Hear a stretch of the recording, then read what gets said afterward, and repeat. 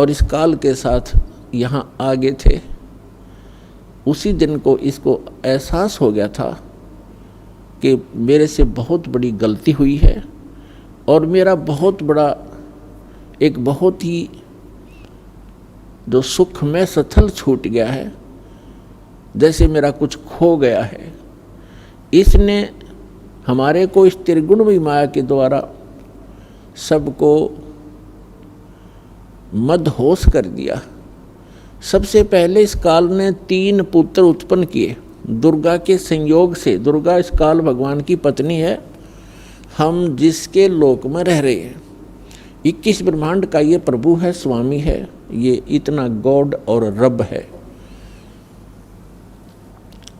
तो इसने हमारे को यहाँ फंसाए रखने के लिए सबसे पहले यह भांग तैयार करी, रजगुण युक्त किया अपने बड़े पुत्र ब्रह्मा जी को और सतगुण युक्त किया अपने मंझले पुत्र बिचले पुत्र विष्णु जी को, और सबसे तीसरे नंबर के अपने पुत्र शंकर को, शंकर जी को इसने तमोगुण युक्त कर दिया। अब ना इन ब्रह्मा विष्णु महेश के बस की बात है। जैसे मिर्च है, अब मिर्च बना दी, अब मिर्च का क्या दोष है, उसमें वो गुण ही ऐसा है। तो मिर्च के बस की बात नहीं कि उस मिर्च अपने गुण को स्वयं समाप्त कर सके। इसी प्रकार ये तीनों देवता भले ही अपने लोकों में रहते हैं, ऊपर के ऊपर अपनी इनकी तीनों की अलग से राजधानियां हैं, वहाँ से बैठकर ये 3 लोक के प्राणियों को, पृथ्वी लोक, ऊपर स्वर्ग लोक और नीचे पाताल लोक के, इन तीनों लोकों के प्राणियों को ये प्रभावित कर रहे हैं। ये इनके इंचार्ज बना रखे हैं। ये 3 मंत्री समझो, एक एक विभाग के, रजोगुण विभाग के ब्रह्मा जी, सतोगुण विभाग के विष्णु जी और तमोगुण विभाग के ये शंकर जी। अब जैसे रसोई के अंदर मिर्चों का छोंक लगाया जाता है,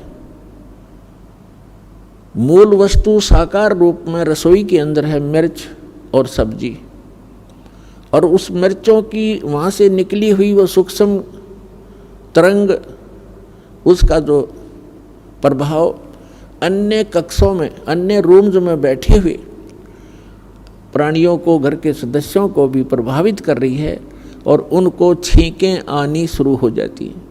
तो उन व्यक्तियों की बस की बात नहीं कि वे छींकों को रोक सकें। तो पुण्यात्माओं, आप और हमको, इंक्लूडिंग ब्रह्मा विष्णु महेश जी को, इस काल भगवान ने हमारे को विवश करके यहाँ रखा हुआ है।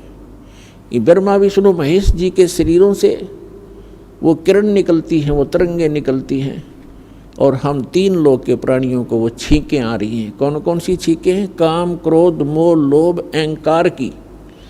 और इनको रोकना आपके बस की बात नहीं है। इसका विकल्प बताया परमात्मा ने, एक अल्टरनेट बताया है कि सतगुरु की खोज करो। और सतगुरु कौन होगा, सतगुरु की पहचान क्या होगी, ये हमारे सभी सदग्रंथ भी बताते हैं। सतगुरु की सबसे पहली पहचान बताई है कबीर परमात्मा जी ने अपनी प्यारी आत्मा धर्मदास जी को, कि जो संत मम सत शब्द दरढ़ावे, वा के संग सब राड बढ़ावे। ऐसी संत महंतन की करनी और धर्मदास में तो से वर्णी। पहली पहचान बताई है कि जो मेरा प्यारा हंस, मेरा भेजा हुआ दास, जिसको मैं सतगुरु बनाकर भेजूंगा। सतगुरु का अर्थ होता है सच्चा ज्ञान प्रदान करने वाला, और सच्ची ही साधना उसके पास हो और वो अधिकारी हो उस नाम के दान करने का, सभी मर्यादाओं का वो पालन करता हो, जैसे सभी कंडीशन पूरी हो, तो वो सतगुरु होता है। और वो हम मेरे सच्चे ज्ञान का जो प्रचार करता है, जैसे कबीर पंथ तो अनगिन है, कबीर पंथ के अंदर गुरु अनगिन हैं और सभी प्रचार करते हैं, किसी का कोई विरोध विवाद नहीं है। हरिदास ने जिस दिन से सच्चा ज्ञान प्रारंभ किया है उसी दिन से हर तरफ से विरोध प्रारंभ हो गया था, लेकिन परमात्मा साथ होता है तो विरोध लास्ट में व्यर्थ ही होता है उन लोगों का, और फिर उनको पछताने के अतिरिक्त कुछ भी हाथ नहीं लगता। ये तो पहली पहचान बताई है। फिर दूसरी बताई है कि सतगुरु के लक्षण कहूँ मधुरे बैन विनोदे, 4 वेद 6 शास्त्र वो कहे 18 बोधे। सतगुरु का दूसरा लक्षण बताया है कि वो एक विशेष ज्ञान प्रदान करता है और सर्व सद्ग्रंथों को आधार मानकर अपना ज्ञान प्रचार करता है। सभी सद्ग्रंथों का, सभी धर्मों के मूल ज्ञान का वो ज्ञाता होता है।